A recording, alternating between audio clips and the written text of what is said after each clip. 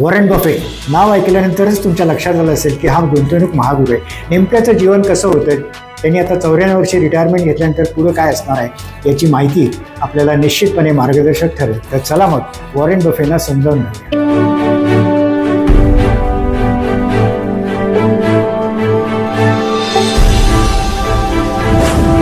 Warren Buffett गुंतवणूक क्षेत्रातलं नव्हेच तर केवळ आदर्श अशा प्रकारचं व्यक्तिमत्व म्हणून वॉरेन बफे यांच्याकडे पाहावं लागतं. 94 वर्षी आपली बर्कशायर हॅथवे ही कंपनी एक्झिक्युटिव्ह डायरेक्टर म्हणून ॲलन यांना त्यांनी हस्तांतरित केली आणि या कार्यक्रमासाठी जगातले 40,000 गुंतवणूकदार त्यांच्या जनरल मीटिंगला होते.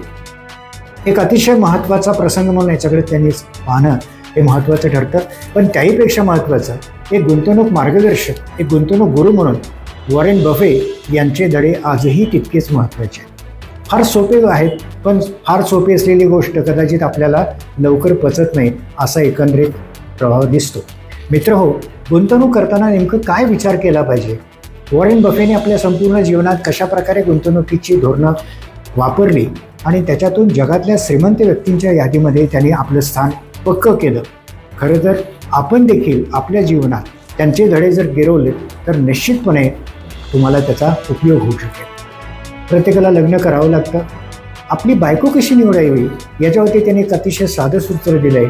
ते असं की जी तुमच्यापासून कमीत कमी अपेक्षा ठेवते तिच्याशी लग्न करा. बघा, शेअरच्या बाबतीत देखील हेच त्यांनी केलं की ज्या शेअरच्या बाबतीत त्यांनी अपेक्षा कमी ठेवली त्याचे परतावे त्यांना चांगले मिळाले. आपण उलटं करतो, शेअरच्या बाबतीत अपेक्षा खूप ठेवतो, इतक्या ठेवतो की आपल्या त्या अपेक्षा कधीच पूर्ण होत नाही. आणि म्हणून आपण अपेक्षा किती ठेवायची, शेअर कसा निवडायचा, शेअर घेतल्यानंतर किती वेळ थांबायचं, या बाबतीतले त्याचे सर्व सूत्र हे अतिशय महत्त्वाचे आहेत. आपण ती पाळत नाही आणि त्यामुळे शेअर बाजार जुगार आहे, शेअर बाजारामध्ये पैसे मिळत नाही असे पूर्वग्रह तयार होतात. समजून घ्या. पहिल्यांदा शेअर निवडत असताना त्यांनी अतिशय सोपा निकष दिला, तो म्हणजे ज्या कंपनीचा व्यवहार तुम्हाला कळतो, व्यवसाय कळतो, त्यांचे शेअर्स घ्या.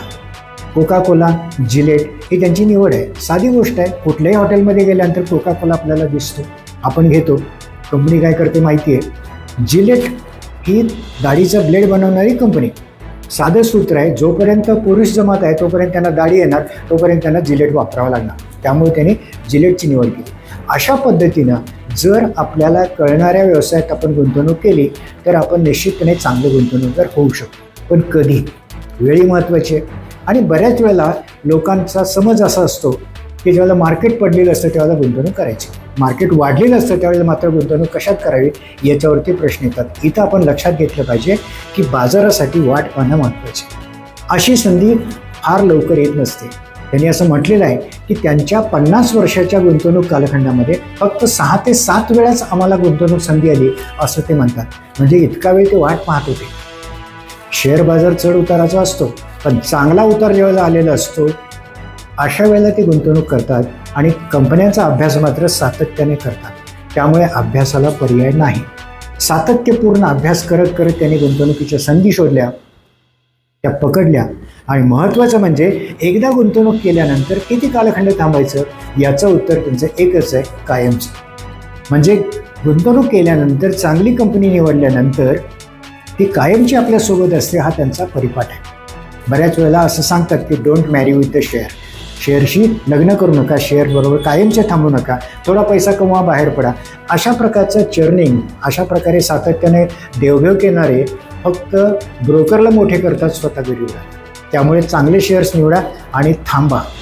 इतकंच नव्हे तर अशा चांगल्या शेअरची किंमत 50% जरी कमी झाली तरी चिंता करू नका, तो परत चांगला होणारच नाही. तर तुम्ही निवड करताना खूप चांगल्या प्रकारे निवड केलेली होती, हे त्याच्यातलं महत्त्वाचं सूत्र आहे.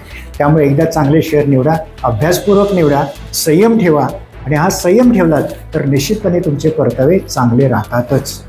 बर्कशायर हॅथवे या कंपनीचं नेटवर्क देखील 3 वेळा 50% कमी झाले होतं. असं होऊन देखील त्यांनी आपल्या कंपनीतला स्ट्रॅटेजी बदललेली नाही.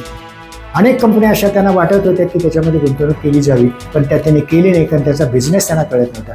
आणि म्हणून वॉरेन बफे ज्या पद्धतीने नियोजन करतात ते नियोजन अतिशय महत्त्वाचं ठरतं. वॉरेन बफे व्यक्ती म्हणून, गुंतवणूकदार म्हणून जेवढे श्रीमंत आहेत तेवढेच दानशूर म्हणून प्रसिद्ध आहेत.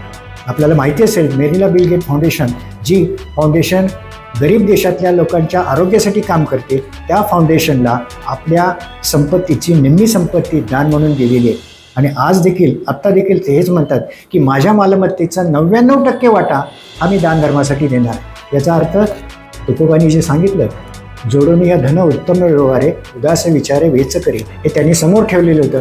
आणि म्हणूनच अशा व्यक्तीच्या एकूण जीवनाचा जर आपण अभ्यास केला तर आपल्याला एक गुंतवणूक महागुरू, एक जवळचा चांगला मित्र म्हणून वॉरेन बफे यांच्याकडे पाहावं लागतं. वॉरेन बफे हे निश्चितपणे केवळ गुंतवणूक क्षेत्रातच नव्हे तर समृद्ध जीवन कसं जगावं याचंही उदाहरण आहे. कारण इतकी महासंपत्ती असून देखील चैनीच्या कुठल्याच गोष्टीत ती खर्च करत नाही.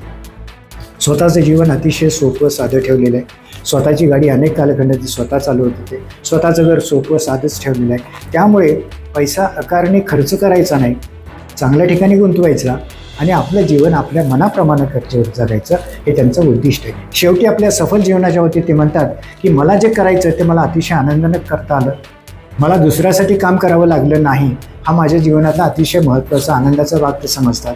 आणि आपलं जीवन कशासाठी आहे, आपल्याला नेमकं काय आवडतं, आपलं प्रेयस काय आहे, आपलं श्रेयस काय, हे तपासणं प्रत्येकाचं महत्त्वाचं असतं. म्हणून इकिगाई हा जो शब्द आहे तो अतिशय महत्त्वाचा आहे. माझं जीवन, माझं सुख कशात आहे हे शोधलं तर आपण देखील वॉरेन बफे निश्चित होऊ शकता.